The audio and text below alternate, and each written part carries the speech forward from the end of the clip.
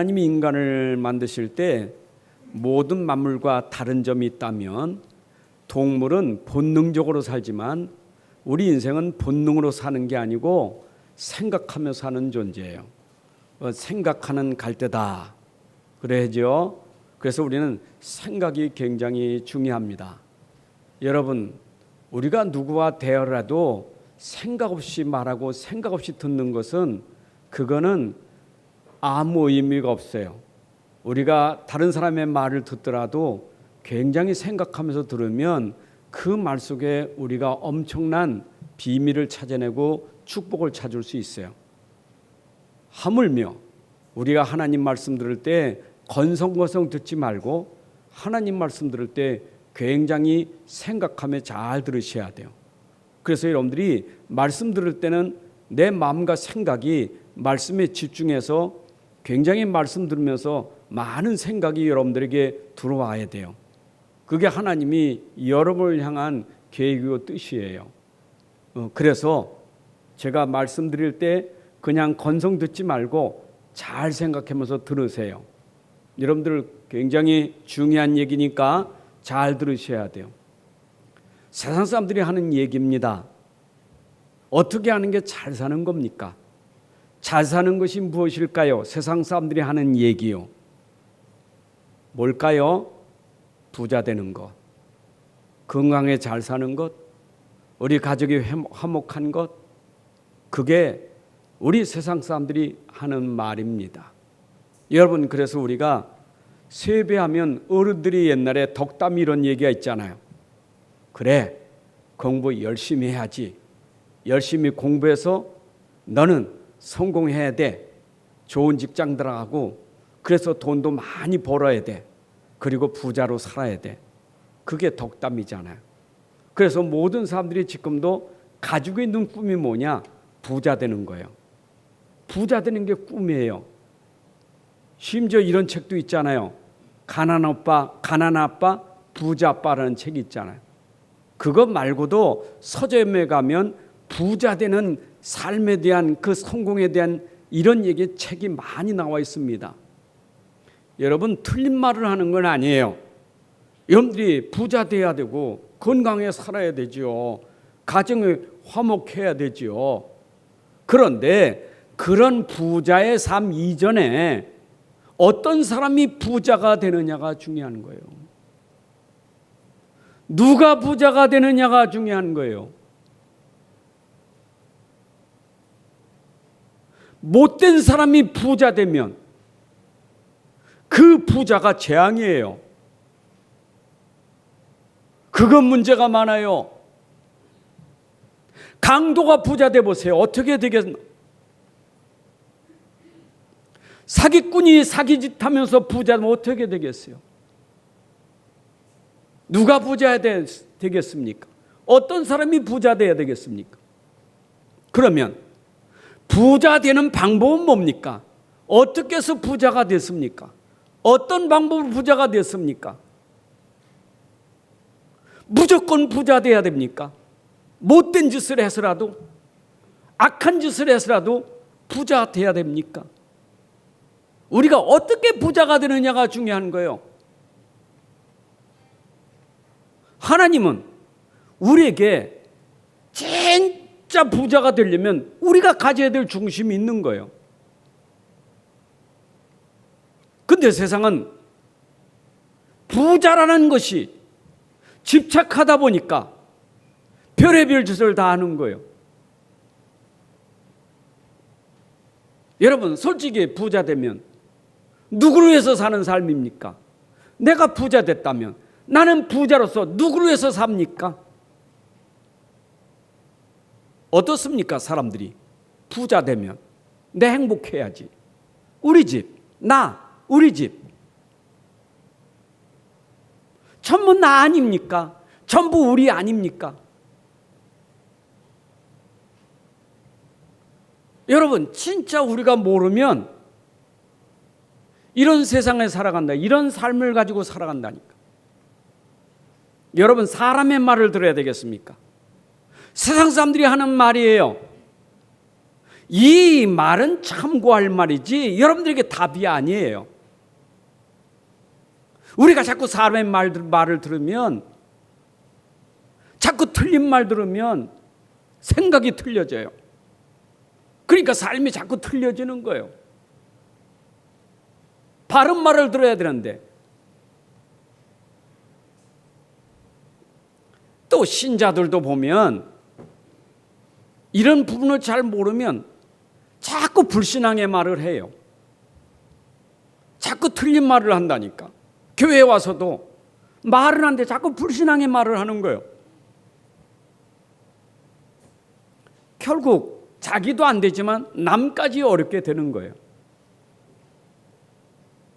여러분, 우리는 부자 되려고 하는데 그 부자가 어떤 부자가 되느냐?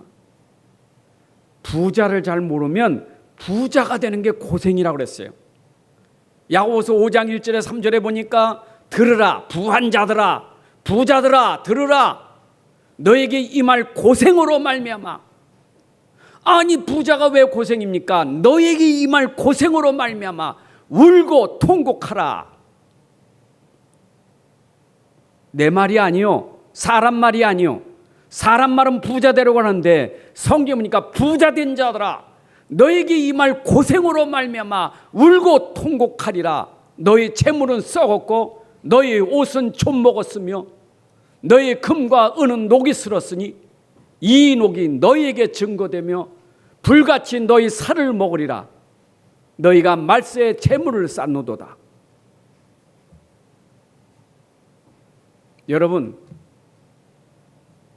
부자가 나쁜 게 아닌데 부자라는 걸 잘 모르면 그게 우리에게 고생이요, 고통이에요. 그래서 이런 부분에 영적으로 무지하니까, 삶이 무지하니까 그런 얘기 하잖아요. 그런 말하고 영적으로 무지하니까 늘 육신적인 거지, 늘 세상적인 거지. 들어보세요. 사람의 말은 결국 의식주 중심 아닙니까? 무엇을 먹을까, 무엇을 입을까, 무엇을 마실까, 그 중심 아닙니까? 영적으로 무지해요. 오직 그것밖에 없어요.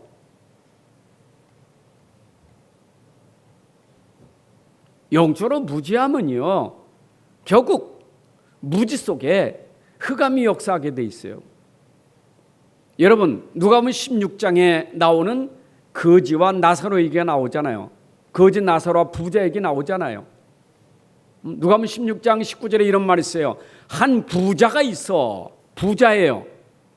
자색 옷을 입고, 그 당시 자색 옷을 입는 것은 왕이나 입고 아주 고관대직 높은 사람이 입지 자색 옷은 아무나 입는 게 아니요, 자색 옷을 입고 고운 베옷을 입고 날마다 호화롭게 즐기더라. 부자가 날마다 호화롭게 즐기더라. 세상 사람 말하면 얼마나 부러운 삶입니까? 좋은 옷 입었지, 날마다 좋은 거 먹지, 날마다 잔치하지, 얼마나 부럽습니까? 얼마나 돈이 많길래. 부럽잖아요. 근데 성경에 보니까 이런 부자가 있었는데 그 집 대문 앞에는 누가 있었느냐? 나사로라는 이름하는 한 거지가 있었다. 부자가 있었고 대문 앞에 거지가 있었어요. 근데 이 거지는 부자의 상에서 떨어지는 것으로 배불리려 하며 심지어 개들이 와서 그 헐대를 핥더라. 여러분, 거지는 비참하잖아요. 부자는 지금 잘 먹고 날마다 잔치하는데 그 집 대문에 있는 거지는 없어서 상에서 떨어지는 부스러기 먹고 상처가 많으니 개가 와서 헌대를 핥고. 비참하잖아요. 그러면 우리 보고 거지 되라는 얘기는 아니잖아요. 그럼 또 부자 되라는 얘기입니까? 무슨 얘기하려고 누가복음 16장을 말씀하셨겠어요? 어떤 얘기하려고?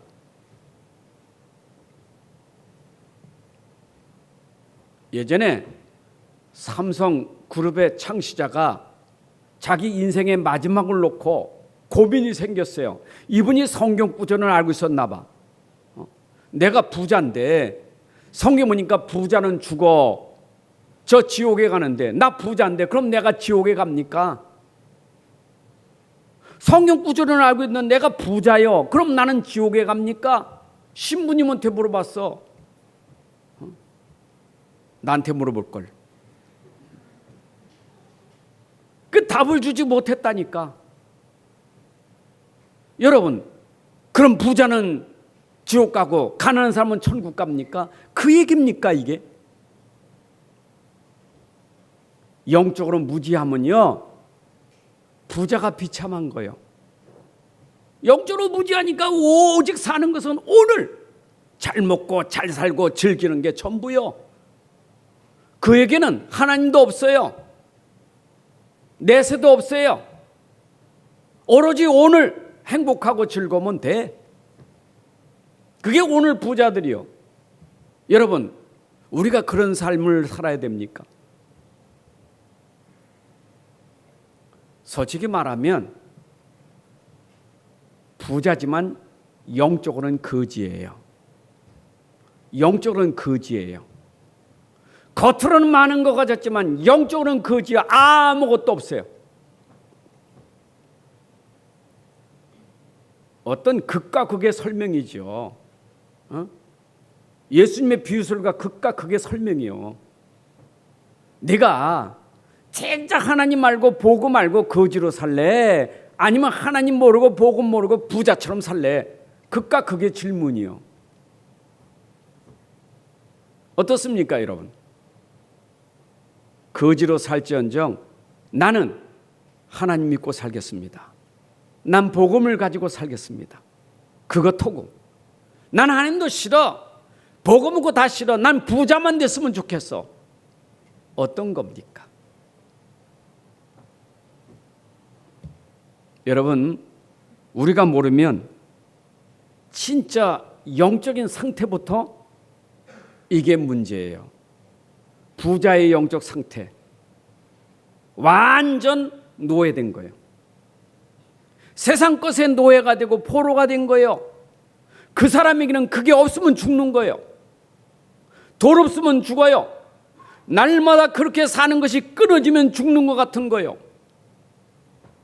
세상 사람들이요, 지금 가지고 있는 것으로 행복한데 그게 끊어졌다? 죽는 거예요. 날마다 잔치하지, 날마다 너무 좋았는데 어느 날 망했어. 죽는 거예요. 자살하는 거예요. 살 맛이 없어요. 그게 그 사람이 벌써 이미 노예가 된 거예요. 세상의 노예, 육신의 노예, 돈의 노예, 명예의 노예, 완전 포로된 거예요. 인생이요, 묶여서 사는 것만큼 고통스러운 게 없어요. 아까 야고보 5장에 말한 것처럼 부자가 모르면 그것이 고생이라, 부자라는 것 때문에 노예가 되고 포로가 된 것이 고생이요, 고통이요. 여러분, 내가 비록 못 살더라도 좀 없어도요, 없어도 내 마음에 편안한 것하고 많이 가졌는데 내 마음이 불편하다, 어떤 거 선택하겠습니까, 여러분? 돈입니까? 불편한 겁니까? 사람이 없어도 편안해야지. 그게 우리 기본 아닙니까? 없어도 우리 집에 행복해야지. 그 기본 아닙니까? 없어도 우리 집 행복해, 나는 행복해, 기본 아닙니까? 그런데 세상은 어떻습니까? 없으면, 가난하면 불행한 거요. 늘 생각이, 나는 가난해, 나는 불행해, 나는 왜 태어났는지 몰라, 살맛 없어, 죽고 싶어. 이거 포로된 인생이에요. 여러분, 그럼 내가 어떻게 내가 부자, 그런 부자 말고 이 땅에서 내가 영적으로 부유하고, 영적으로 부유할 뿐만 아니라 하나님이 주신 모든 걸 다 누릴 수 있는 삶이 될까? 어떻게 그렇게 될까? 그래서 하나님 우리에게 말씀을 주셨어요. 그 말씀을 주신 분이 하나님이십니다. 하나님께서 말씀을 주셨어요. 어떤 말씀을 주셨습니까? 우리가 노예되고 포로되고 여기에 묶여있는 우리에게 하나님 말씀을 줬어요. 어떻게? 해방 주려고, 자유 주려고, 구원 주려고, 누림을 주려고 말씀을 줬어요. 그 말씀이 뭐냐? 우리를 구원하는 말씀, 복음의 말씀, 그리스도를 주신 거예요. 아버지가 우리를 사랑하셔서, 하나님 우리를 사랑하셔서, 우리가 아직 포로 가운데, 아직 노예 가운데, 아직 저주 가운데 있을 때 우리를 사랑하신 하나님이 우리가 그 가운데 사는 것이 불쌍하여 우리에게 하나님이 은혜의 말씀, 은혜의 복을 주신 거예요. 그래서 그 복음은 곧 그리스도이신데 그분이 예수예요. 하나님이 보내신 예수는, 그리스도는 우리를 구원시키려고, 우리를 노예와 포로에서 해방시키려고 이 땅에 오신 분이, 하나님의 보내심을 받고 오신 분이에요. 그러니까 성경에 하나님 말씀하신 그 말씀의 내용은 전부가 뭐냐? 내가 아들을 보내겠다, 내가 구원자를 보내겠다, 그거라. 그러면 성령은 어떤 일을 했습니까? 성령은 아버지께서 말씀하신 것을 계속 생각나게 하는 것이 성령의 일이요. 그럼 성령이 그 말씀을 생각나게 해서 우리에게 깨닫게 하는 게 뭡니까?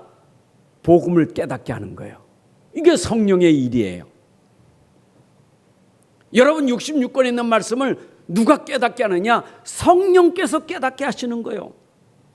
성령께서 알게 하시는 거예요. 성령이 아니고는 깨달을 수 없는 복음이고 진리예요.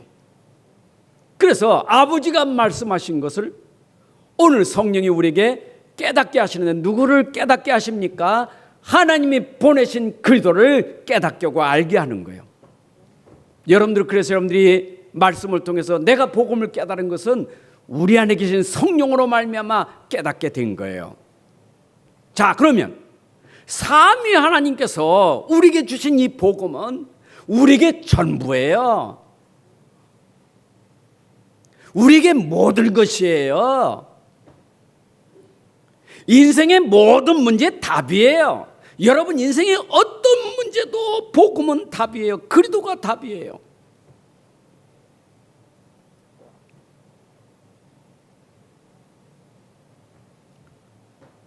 제가 지난 수요일에 설교하면서 말씀드렸지만,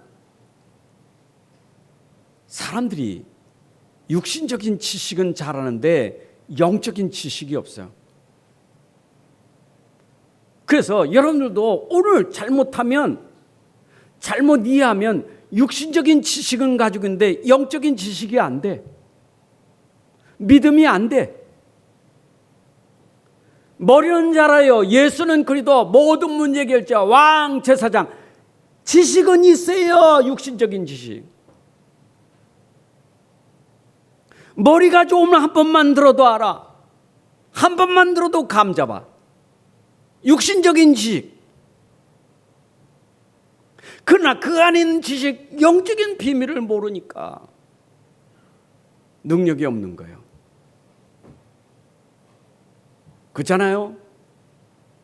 저는 그래서 교회에 와서 예수가 그리스도다, 그리스도 한 분으로 충분하다, 그리스도는 모든 것이다, 이 얘기를 계속 하나님이 66권 가지고 말씀을 주의 종을 통하여 또 말하고 또 말하고 또 말하고, 얼마나 중요하길래, 얼마나 귀하길래 또 말씀하고 또 말씀하는데, 머리 육신적인 지식은 또 그 말합니까? 알고 있는데 또 그 말합니까? 또 그 얘기입니까? 머리는 또 그 얘기입니까? 육신적인 지식이요. 그래서 듣기를 싫어해요. 알고 있는 거니까. 내 머리가 알고 있는 거니까. 듣기 싫어한다니까. 여러분, 성경에 있는 이 말씀이 육신적인 지식이라면 바리새인들은 더 잘 알아요. 안 그래요? 저 스님도 잘 알아요. 불경만 공부하는 게 아니에요. 성경 가지고도 공부해요. 우리보다 더 잘 알아요. 지금 핍박하는 사람도 성경 너무 잘 알아요. 지식이 많아요. 오늘도 교회 와가지고 육신적인 지식으로 끝. 그 안에 들어있는 영적인 지식 모르면 안 돼요. 그러니까 아까 누가복음 16장 얘기할 때 육신적인 지식을만 들으니까 부자는 지옥 가고 거지는 천국 간다. 육신적인 지식이잖아요. 그 안에 영적인 비밀을 모르는 거예요. 여러분, 저는 확실히 믿습니다. 이 영적인 지식은요, 하나님을 아는 지식은 모든 거예요. 호세아 4장 6절에 이스라엘이 망한 것은 하나님을 아는 지식, 영적인 지식이 없어서 망하는도다. 여러분들이 망하는 이유는 육신 지식을 몰라서 망하는 게 아니고 영적인 지식을 모르기 때문에 망할 수밖에 없는 거예요. 망한다? 기준이 뭡니까? 가난한 겁니까? 병든 겁니까? 그게 망하는 겁니까? 또 육신 지식. 내가 예수 믿는데 나는 왜 병이 안 고쳐집니까? 예수 믿는데 나는 왜 이렇게 가난하게 살아야 됩니까? 또 육신적인 지식. 그러니까 말씀을 안 들어요. 맨날 들어봐도 나는 가난하니까. 맨날 들어도 난 아프니까. 육신적인 지식. 포로된 자요. 여러분이 진짜 영적인 거 알아야 돼요. 성경은 영적인 얘기를 하는 거예요. 그럼 보세요. 오늘 설교 제목이 오직 그리스도는 모든 걸 정복한다. 모든 걸 누릴 수 있다. 여러분, 이게 답이 돼야 돼요. 오직 정복. 그런데 본래는 주보에는 오직 정복이지만 본래 설교 제목은 오직으로 정복해야 돼요. 여러분 속에 오직 그리스도가 되면요, 정복합니다. 노예 안 돼요. 부자 되려고 하지 말고 가난을 정복할 수 있는 사람이 돼요. 건강하려고 하지 말고 건강을, 병을 정복할 수 있는 사람이 돼야 돼요. 그걸 놓치니까 맨날 가난의 노예, 맨날 질병의 노예, 맨날 문제의 노예예요. 그럼 누림이 없잖아요. 누림이. 행복이 없잖아요. 나는 부자가 돼 행복한데, 나는 건강해 행복한데. 근데 목사님이 이해 안 되잖아요. 오직은 모든 걸 누린다? 여러분, 그리스도는 답이에요. 능력이에요. 그러면 여러분들이 진짜 그리스도를 아는 지식이 있다면, 그리스도에 대해서 진짜의 비밀을 안다면 어디 가도 환경, 어떤 환경도 문제 아무것도 될 거 없어요. 아무 문제 될 거 없어요. 그게 능력이니까. 정복한다는 말이 뭐죠? 여러분, 정복한다는 말은 사단을 정복하는 거예요. 죄를 정복하는 거예요. 누가 사단 이겨요? 누가 죄를 이깁니까?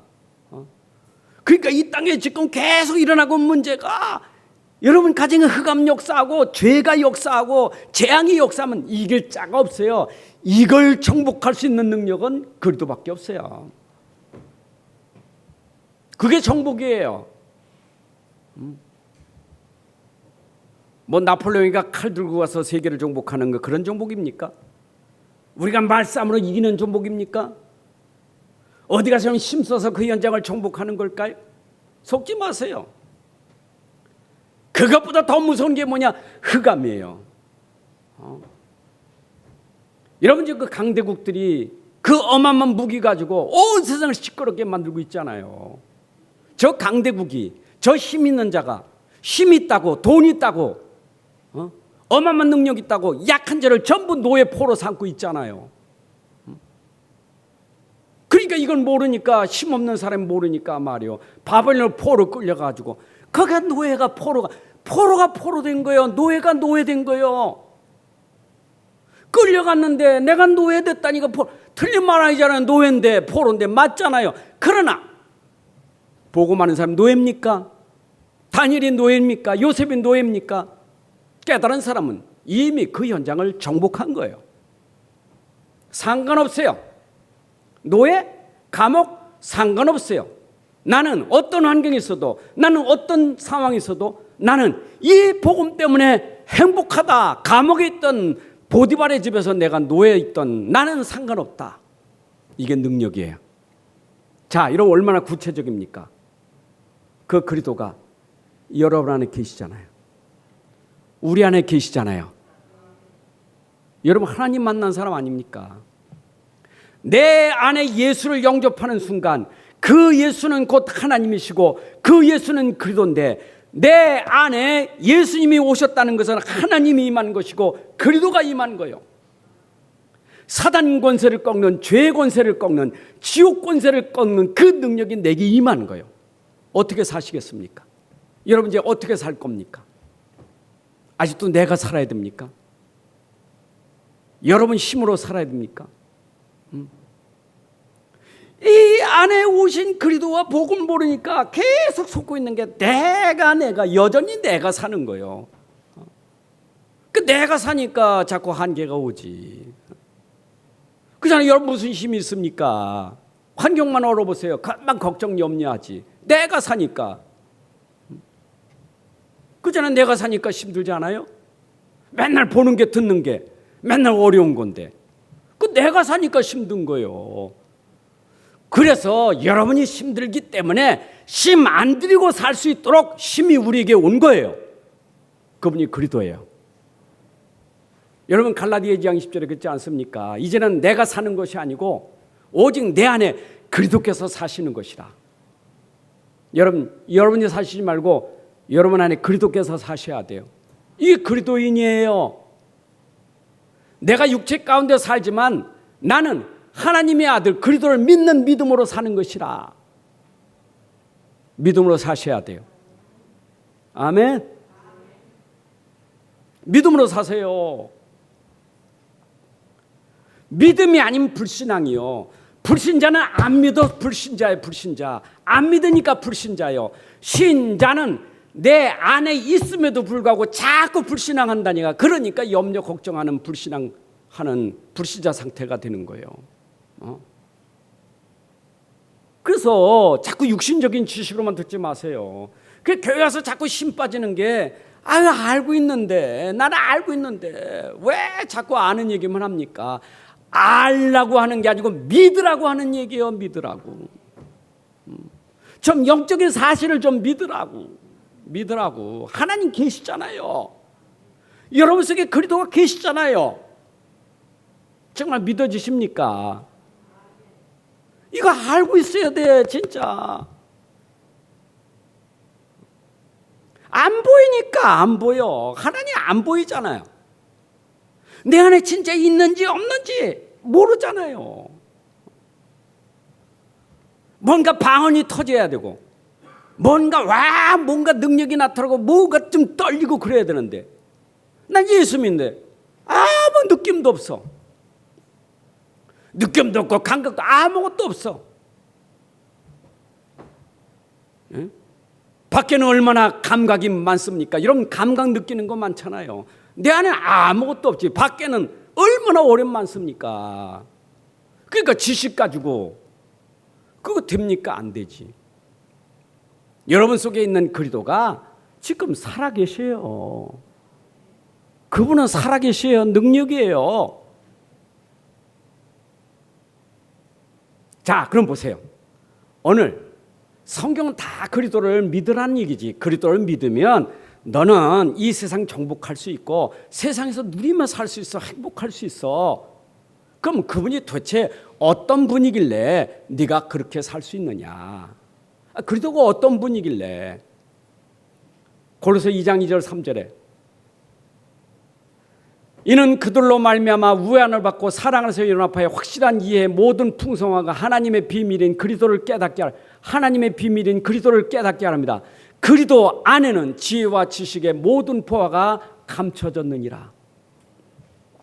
여러분이 지금 믿고 있는 그리스도 안에 지혜, 지식, 모든 보화가 감춰졌느니라. 참 신기하죠? 무슨 지혜가 나옵니까? 여러분 진짜 오직 그리스도를 알면요 이 속에서 지혜가 나와요. 지혜가.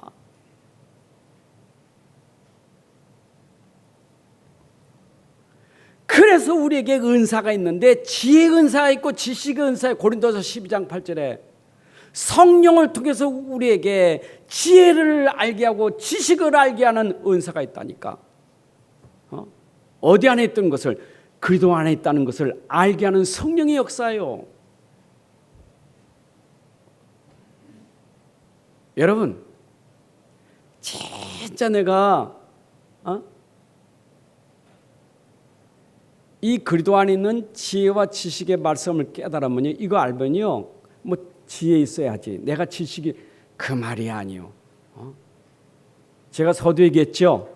사람의 말 건성건성 안 는다고요. 왜냐?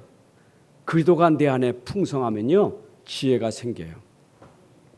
틀린 소리 해도 지혜가 생겨요. 아하, 하나님이 틀린 소리를 통해서 내게 알게 해주시는구나. 저거 삐딱한 소리를 통해서 내게 알게 해주시는 지혜가 생긴다니까. 안 말려들어, 말려들지 않아요. 여러분, 지혜 있는 사람은 절대 사람의 말에 말려들지 않아요. 그 틀린 말에 왜 말려듭니까? 말도 안 되는 소리 왜 말려듭니까? 지혜가 없으니까 말려들지. 안 그래요? 그래도 진짜, 그리스도는 모든 문제 답이고, 그래, 다 있다는데 왜 사기꾼 말을 듣습니까? 다 있는데, 내가 가진 거 다 있는데. 여러분, 골로새 3장 16절에 있어요. 그리스도의 말씀이 너희 속에 풍성히 거하여. 그리스도를 말하는 그 말씀이, 그리스도를 설명하는 그 말씀이 너희 속에 풍성히 거하면 모든 지혜가 피차 가르치며 권면하게 된다. 여러분, 그리스도를 설명하는 그 말씀이 내게 풍성하면 모든 지혜가 나오는 거예요. 지혜가 생겨요.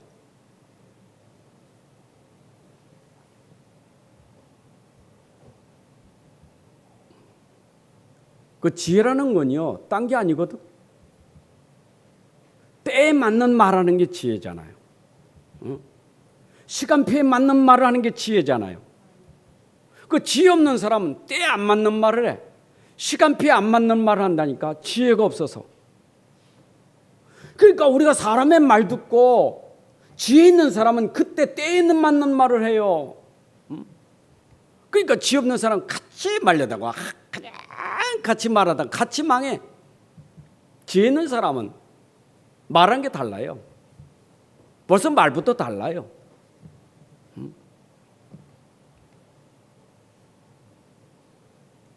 잠언서 1장과 9장에 보게 되면 여호와를 경외하는 것이 지식의 근본이다. 잠언서 1장 7절에.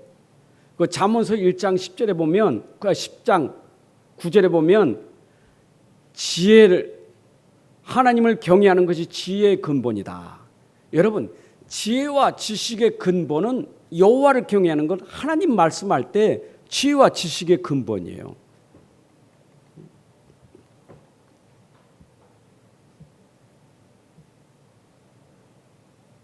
여러분 보세요. 다니엘이요, 포로 끌려갔는데 그 당시 포로 끌려간 거기에 얼마나 인재가 많겠어요. 박사들이 얼마나 많겠어요. 근데 다니엘은 그대의 말씀을 알고 있어서 복음의 비밀을 알고 있었다니까.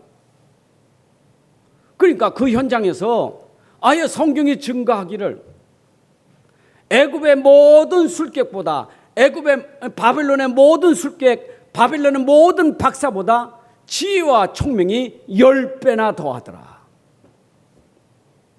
다니엘서 1장 20절에. 여러분, 진짜 복음 알면요, 세상 박사들이 쫓아올 수 없는 지혜가 생겨요. 술객들이 쫓아올 수 없는 지혜가 생긴다니까. 저는요, 내가 지식이 없어요. 저는 지혜도 없어요. 세상 거, 세상 지식, 세상 지혜 없어요. 그런데 그리스도를 비밀 아니까 지식과 지혜를 아는 거예요. 유수를 봐도 지식과 지혜가 보이고, 현장 가도 지식과 지혜가 보이는 거예요. 아, 이 그리스도 때문에 하나님 주신 지혜고 지식이로구나. 이거 깨달으니까 너무 감사한 거예요.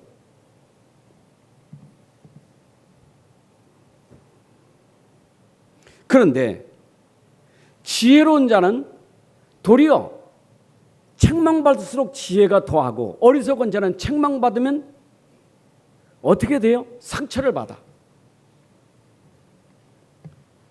교훈과 견문을 듣질 않아.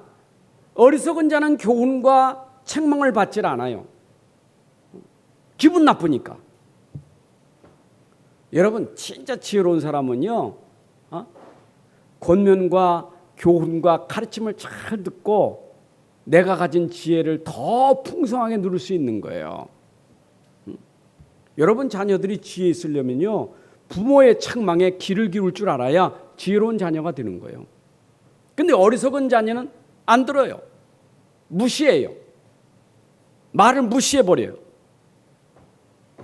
교회 와서도요, 이러면 하나님 말씀을 무시하는 사람은 지혜 없는 어리석은 사람이요. 때로는 교회 와서 하나님 말씀 들을 때 그 말씀이 나를 칵칵 찌르는 책망과 칵칵 찌르면서 나를 징계할 때 말이요, 깨달으면 나를 굉장히 지혜롭게 해요. 안 그래요? 내가 틀린 거 고쳐주는데, 내가 잘못된 거 고쳐주는데, 그 고치는 사람이 지혜로운 사람이지. 기분 나쁘다고. 그래서 우리가 지혜로우려면 자세히 주의해서 봐야 돼요. 여러분 자세히 주의해 볼 게 뭐냐면 세상, 사람의 말 자세히 주의해서 봐야 돼요. 여러분 세상을 보세요. 내가 지혜를 가져야 되고 오직 지혜로워야 될 이유가 뭐냐? 세상을 잘 보세요. 사람을 잘 보세요. 그래서 너희가 오직 지혜 있는 자가 되어야 된다. 세상을 보세요.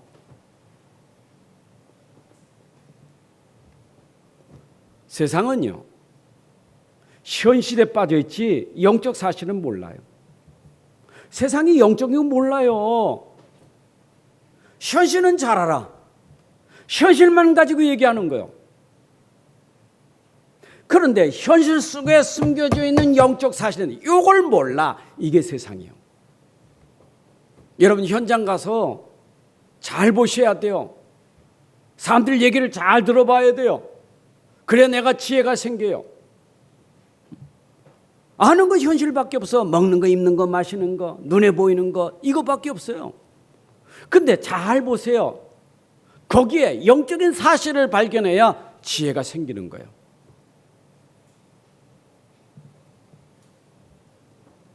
잠언서 4장 20절 23절에 보니까 내 아들아 내 말에 주의하라. 여러분 하나님 말씀에 주의해 들어야 돼요. 말씀을 여러분들이 참 주의해야 돼요. 여러분 강단 말씀을 주의해서 잘 들어보세요. 내가 말하는 것에 네 귀를 기울이라. 하나님 말씀하시는 그 말에 귀를 기울이라. 주의 종이 오늘 전달한 그 말에 귀를 기울이라. 그 말이 네 눈에서 떠나지 말며 네 마음속에 지켜라. 여러분 하나님의 말씀을 귀를 기울여 내 마음에 담아 지켜야 돼요. 그래서 그것을 얻는 자에게는 생명이 되고 그의 온 육체의 건강이 됩니다. 여러분 말씀이 여러분 속에 진짜 들어가면 생명이 되고 온 육체의 건강인데 육신의 건강만 말하는 게 아니요, 정신 건강, 영적인 건강이 하나님 말씀을 내 마음에 둘 때 건강이 되는 거예요. 그게 누림이에요. 그래서 무릇 지킬 만한 것 중에 더욱 내 마음을 지키라. 생명의 근원이 이에서 남이니라. 오늘 하나님 말씀을 여러분들 마음속에 잘 담고 그 말씀 지키시기를 바랍니다. 세상을 보면서 살아셔야 돼요. 여러분 세상 그 말씀 안 지키면 안 돼요. 세상 잘 보면서 가셔야 돼요. 그러면서 뭐랬어요? 세월을 아끼라 때가 악하니라. 여러분 지금 세상 금방금방 지나갑니다. 시편 90편 10절에 있는 말씀처럼 세상은 신속히 날아가는 세상이요. 우리 연수가 70이고 강건한 80이라도 날아간다 그랬어요. 세월이 날아간다 그랬어요. 날아간다. 금방 갑니다. 금방 갑니다. 아니 내가 어떻게 70살 넘었습니까? 내가 생각해도 야, 내 벌써 70살 넘었네. 20대가 엊그제 같은데. 금방이요. 조금 있으면 80살 되겠죠. 날아간다니까 금방. 내가 80, 70살 되니까 우리 딸들도 40대 중반 가고 있다니까. 아니 태어나서 그냥 이게 까꿍까꿍 하던 애가 벌써 40살 넘었어. 그리고 또 애기 낳았어. 여러분 세월은 날아가요. 그런데 날아가는 세월, 날아가는 세월이 때가 있다 이 말입니다. 때를 놓치지 마라. 그게 기회를 활용하고 기회를 선용하라 그 말이에요. 기회가 있는 거예요. 여러분 때를 놓치면 안 돼요. 항상 있는 게 아니에요. 세월 속에는 하나님이 주신 때가 있고 기회가 있는데 그걸 놓치면 안 된다 그 말이에요. 여러분 전도서 12장 1절이 보니까 너는 청년의 때에 너의 창조주를 기억하라. 곧 곤고한 날이 이전에 나는 아무 낙이 없다고 할 해들이 가깝기 전에, 해와 달과 빛과 달과 별들이 어둡기 전에, 비디의 구름이 다시 일어나기 전에 그리하라. 청년의 때가 항상 있는 게 아니다. 지나간다 그 말이요.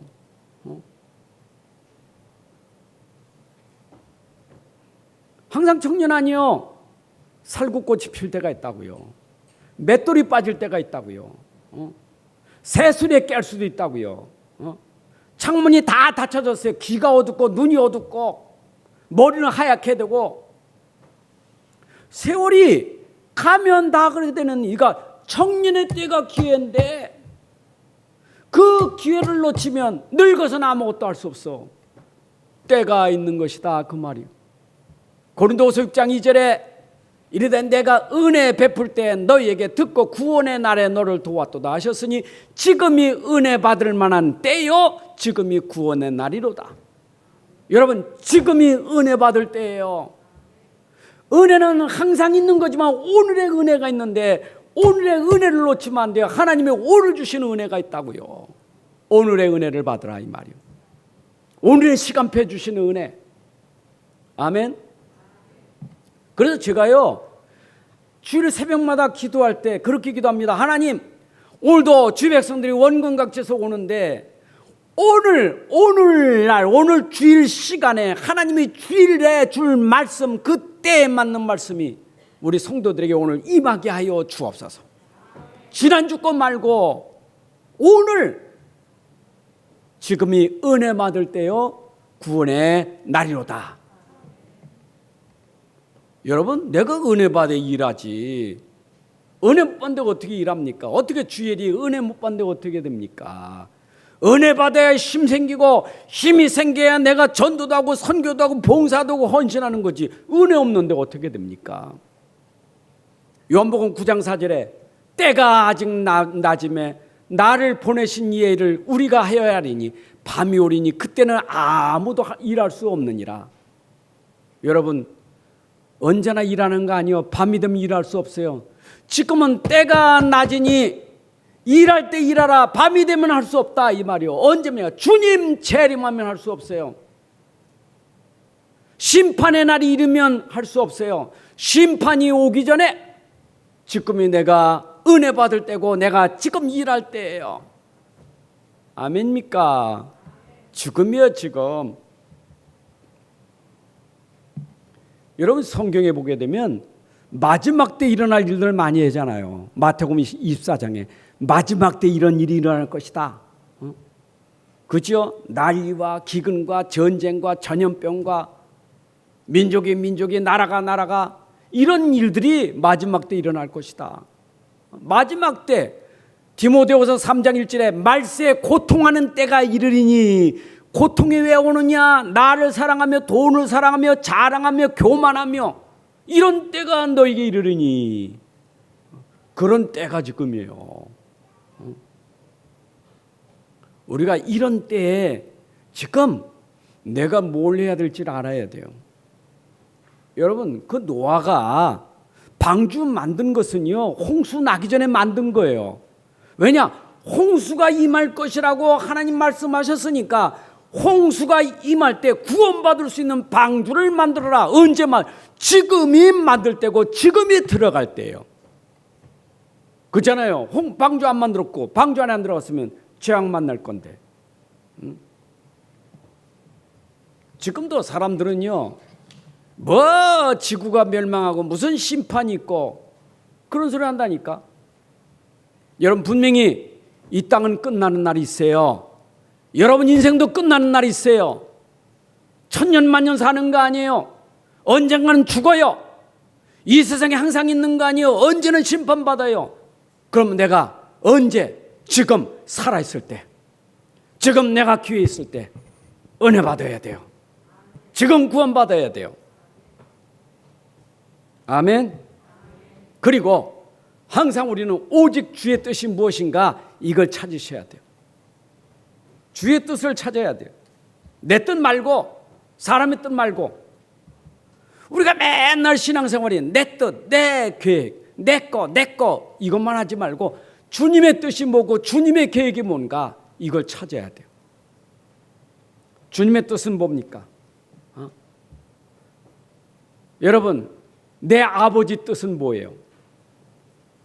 마태복음 7장 20절에 나더러 주여 주여 하는 자마다 다 천국에 들어갈 것이 아니고 다만 하늘에 계신 내 아버지 뜻대로 행하는 자라야 들어가리라.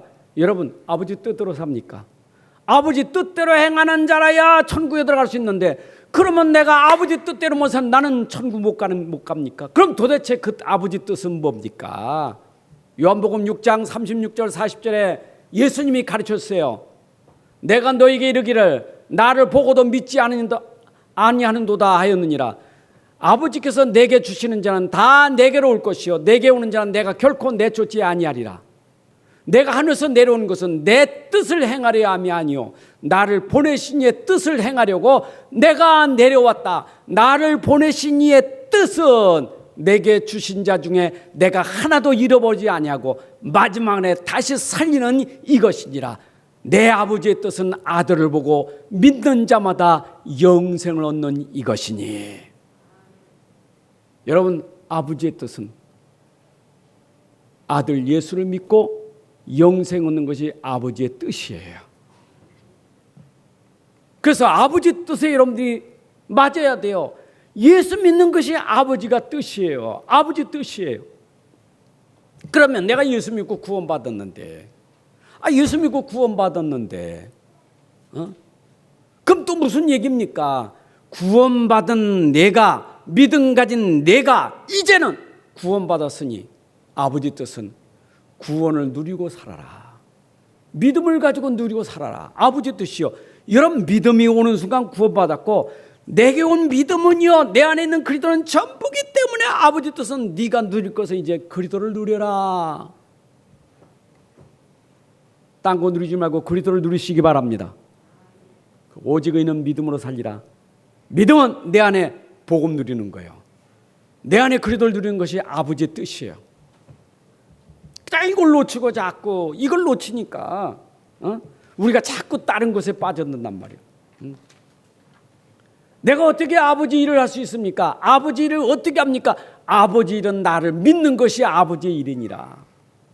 여러분들, 하나님의 일하려고 하지 말고 믿으세요. 그게 아버지 뜻이요.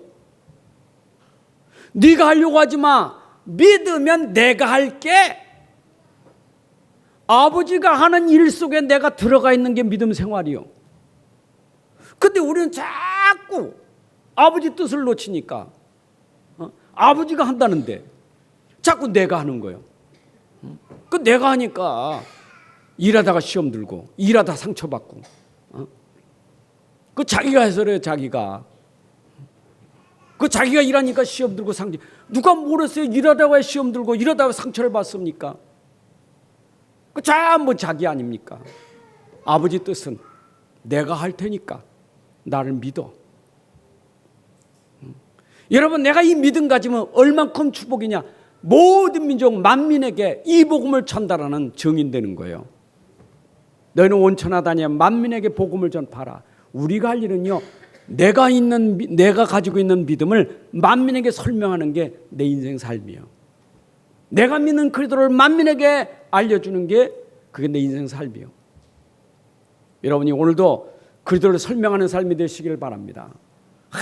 정말 내 믿음이 설명돼야 돼요. 만민에게.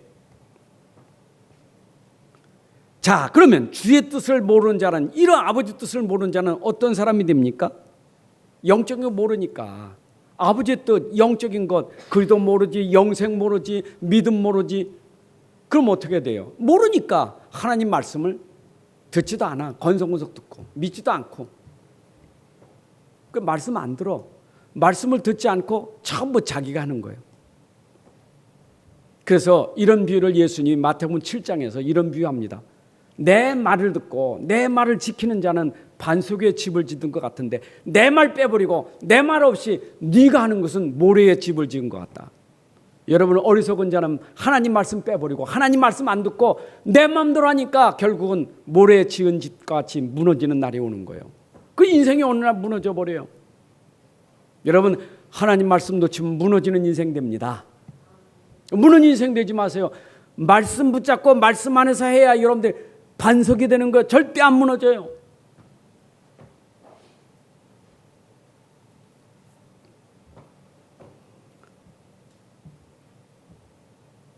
잠언서 15장 21절에 무지한 자는 미련한 것을 즐거워한다. 무지한 자, 미련한 걸 좋아해. 미련한 걸. 하나님이 우리에게 말하는 미련은 뭐냐? 말씀 놓친 게 미련한 거예요. 말씀을 붙잡아야 지혜 있는 사람인데 말씀을 놓친 게 미련한 거예요. 영적으로 무지한 사람은 말씀을 놓쳐버리고 말씀을 멸시하고 말씀을 무시하는 게 미련한 자. 이런 걸 좋아해. 하나님 말씀 필요 없어. 말씀보다 사람 말을 좋아하고 세상 말을 좋아하고. 그러니까 또 미련한 자. 잠언서 26장 미련한 자.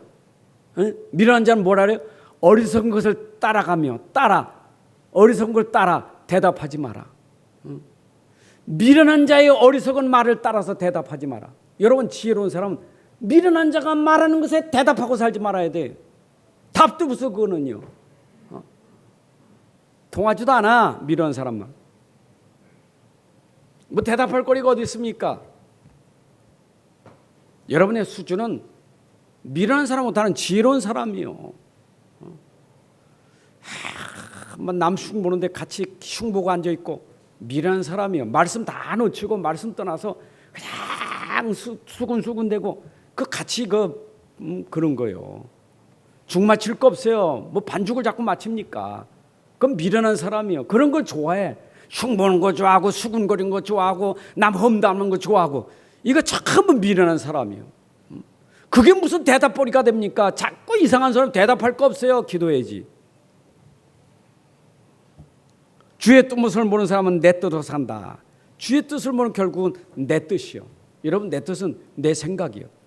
이사야 55장 8절 9절 보니까 내 생각이 너희 생각과 다르며 내 길은 너희 길과 다름이니 여호와의 말씀이니라. 하나님 생각하고 우리 인간 생각이 어떻게 같습니까? 달라요. 얼만큼 다르냐? 9절에 보니까 하늘이 땅보다 높은 같이, 하늘이 땅보다 높은 같이 내 길은 너희 길보다 높으며 내 생각은 너희 생각보다 높음이라. 여러분, 꼬작 우리 생각 가지고 어떻게 하나님 생각하고 맞을 수 있겠어요? 여러분, 생각 내려놓고 하나님 생각에 맞춰야 돼요. 자꾸 육신의 생각, 인간적인 생각 빨리 버려야 돼요. 우리는 하나님의 생각으로 사셔야 돼요. 하나님 생각이 말씀이에요. 그러니까 우리가 자꾸 내 계획 세우는 것도 뭡니까? 자꾸 내 꿈이라. 내 꿈. 내가 이제 꿈을 가져가지고 앞으로 야고보서 4장 13절 15절에 꿈을 가진 사람 보세요. 들으라, 너희 중에 말하기를 오늘이나 내일이나 우리가 어떤 도시에 가서 일해가지고 1년을 몸에 장사하여 이익을 보리라. 어디 가서 1년 동안 내가 열심히 벌어서 장사해가지고 내가 엄청나간 부자가 되리라. 뭐랬어요? 어리석은 사람아, 내일이라 알지 못하는도다. 너희 생명이 무엇이뇨? 너희는 잠깐 있다가 없어지는 안개니라. 너희가 도리어 말하기를 주의 뜻이면 우리가 살기도 하고 이것이나 저것이라 할 거리라 할 것이는. 어리석은 사람. 자, 그러면서 우리는 마지막으로 성령의 충만을 받아야 돼요.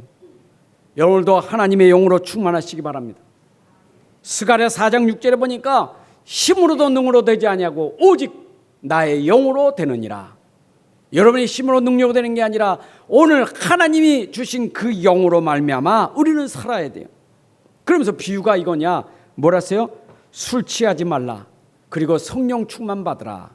술 취하면 방탕한 것이니 성령 충만을 받으라. 여러분, 로마서 13장 11절 14절 보니까 술 취하면 방탕하는 자가 돼요. 여러분, 그 술이라는 것은 알코올 성분이기 때문에 우리에 들어가면 혈액에서 빨리 흡수해. 이게 혈액에 확 술이 흡수하거든요. 흡수하면 이것이 어디까지 신경계통을 자극시키는 거예요. 흥분하게 되는 거예요. 그래서 사람이 술을 먹으면 뭔가 흥분해야 돼. 그래서 그거를 자꾸 하다 보니까 실수하고 잘못하는 거예요. 우리나라 법은 치중에 그렇다면 법이 감염되잖아요. 죄가 감염되잖아요. 아이고, 진짜 음주로 죽는 사람이 너무 많은데, 그래만 뭐 이창호법, 무슨 윤창호법인가 만들어가지고 뭐 하지만은, 그래도 치중에 그렇다면 이게 많이 봐주는. 난 몰랐다고, 나 정신이 전혀 없었다고. 외국은 그렇지 않아요. 여러분, 내가 술 취해서 남 생명 죽이고 남 어렵게 만들고 남 가정 파괴시킨다면 그것만큼 악한 일이 어디 있어요?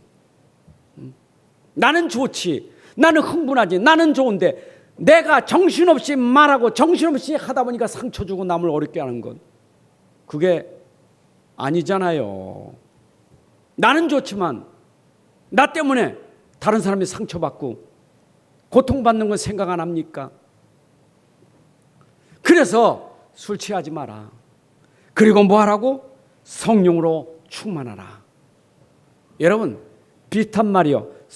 술 취하면 제정신 없는 것처럼 성령 충만하면 내 생각으로 사는 게 아니라 성령으로 사는 사람이에요. 여러분, 술기로 사는 거고 성령의 힘으로 사는 건 비교가 안 돼요. 성령은 우리에게 생명을 주고 우리에게 풍성한 은혜를 주고 우리에게 힘을 주고 우리를 살리고 현장을 살리는 성령이에요. 근데 술은 뭐예요? 나를 죽이고 남을 죽이고 모든 거 죽이는 거예요. 똑같은 거 취하는 거지만 내가 무엇에 취해야 되느냐? 성령 충만 받으라, 이 말이에요. 아멘. 그랬더니 어떤 분은 술 드시면 하는 말이, 성경에는 술 취하지 말라 그랬지 먹으란 말이 없었대. 그래서 먹는 거, 난 먹어도 취하지 않는다고. 여러분, 잠언서 23장 29절 35절에 보게 되면 술을 먹을 때 어떤 현상이 벌어지는지 짧은 시간에 설명할 수 없지만 여러분, 잠언서 23장 29절 35절을 한번 읽어보세요.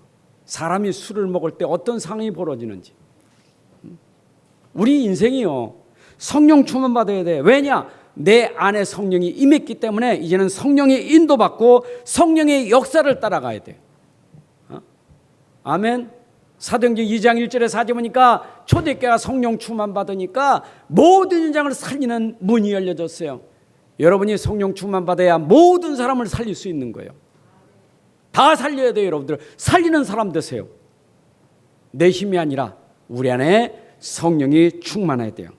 자, 성령 충만한 사람의 영적 상태는 어떠냐? 오늘 보니까 19절 20절에 보니까 성령 충만한 사람은 시와 찬송과 신령한 노래로 서로 화답하며 너의 마음으로 주께 노래하며 찬송하며. 여러분, 노래가 나오고 찬송이 나오는 것, 이게요 성령 충만한 사람이요. 성령 충만해서 여러분들 속에서 이 기쁨의 노래가 나오시기 바랍니다. 다시 말하면 건강한 사람이 노래가 있는 거지, 안 그래요? 우울한 사람은 무슨 노래가 있습니까? 영적으로 건강하면요 찬송이 나오게 돼 있어요. 시와 찬미한 노래가 나오게 돼 있어요. 성령 충만하면. 그러면서 말씀에 범사에 예수 그리스도 이름으로 범사에 항상 감사라. 여러분, 진짜 성령 충만은 범사에 감사합니다. 그 정도가 아닙니다. 그리스도를 경험하는 피차 복종하게 된다. 여러분, 복종하게 되는 것도 성령 충만돼야 돼. 그건 다음 강의인데, 다음에는 남편들아 아내들아 피차 복종하라. 어떻게 복종이 됩니까? 성령 충만하면 복종이 되어집니다. 성령 충만은. 자, 결론입니다. 이제 우리가 빛을 가진 자입니다. 빛을 가진 자는 어둠이 보입니다. 빛의 자녀들은 세상이 보입니다. 세상이 흑암으로 가득했어요. 어둠으로 가득했어요. 이 속에 빛을 가진 사람이 플랫폼이에요. 그래서 어둠 속에 있는 사람, 빛을 가진 사람을 보고 오는 거예요. 맞죠? 야외 나가서 불을 켜니까 벌도 날라오고 나방도 다 날라와. 이게 불빛을 보고. 여러분 이런 빛이 있으면 저 흑암 속에 있는 사람이 오게 돼 있습니다. 플랫폼이요. 여러분들은 빛을 가지자 그리스도의 비밀을 가진 자. 그러면 빛을 가진 사람은 어떤 사람이 되냐? 그 능력이 어둠이 사라지더라. 여러분 빛을 가진 사람은 어둠이 사라집니다. 다시 말하면 어둠 속에 있는 사람을 살리게 되더라 그 말이에요. 빛은 모든 사람이 내게 오게 만들고 그 빛은 내게 온 사람을 살리게 만드는 능력이에요. 그게 파수망대예요. 여러분들이 플랫폼이 돼서 사람들이 오게 만들고 또 여러분을 통해서 온 사람들이 다 살리게 만드는 파수망대가 돼야 돼요. 그러면 이 빛이 얼만큼 대단하냐? 237 모든 현장에 비치는 빛이니 이것이 뭡니까? 모든 현장을 뒤집고 바꾸고 변화시킬 수 있는 능력은 빛밖에 없어요. 그래서 우리 렘넌트 일어나서 전 세계를 변화시키는 사람 재창조의 능력, 이게 안테나예요. 여러분들이 진짜 이제는 빛으로 모든 사람들을 변화시키고 살리는 능력이 나타나야 돼요. 그래서 우리는 대면 가지고만 안 돼요. 대면 속에 비대면이 있기 때문에 비대면 시대에 우리가 가진 빛을 가지고 어떻게 합니까? SNS든지 미디어를 통해서 글을 통해서 여러분들이 온 세상에 전달된다면 나를 보지 못하는 사람들도 이 복음 듣고 살아나게 되는 거예요. 변화되는 거예요. 아멘. 제가 외국에 지금 코로나 때문에 나가지 못하잖아요. 비행기 타고 못 가더라도 우리 방송실에서 줌으로 세계 현장에 말씀을 전하니까 그 현장에서 말씀 듣는 사람이 막 힘을 얻는 거예요. 얼굴을 보지 못해도 말씀을 전하니까 현장에서 미디어라는 거예요. 여러분들이 미디어, 글 쓰는 사람, 카톡 모든 걸 동원해서 다 살리는 사람이 돼야 돼요. 이게 안테나예요. 여러분들이 오늘도 복음 가지고 누리시기 바랍니다. 복음 가지고 행복하시기 바랍니다. 그리고 그 행복한 복음이 여러분 현장 살리시기를 바랍니다. 여러분 현장 가정만 아니라 여러분 모든 현장에 복음으로 변화시키는 주역이 되기를 주님의 이름으로 축복합니다. 하나님 감사합니다. 오늘도 우리에게 귀한 시간 주셔서 이 복음을 전하게 하시고 복음 듣게 하시니 감사합니다. 우리 안에 가진 복음이 우리에게 지혜가 되고 지식이 되고 총명이 되게 하셔서 우리 자신들이 살아나고 우리 현장을 살리는 지혜의 말씀이 되게 하여 주옵소서. 우리가 오직 지혜로 그리고 오직 우리가 정말로 성령 충만함으로 그리고 오직 주의 뜻을 알아가는 삶이 될 수 있도록 인도하여 주옵소서.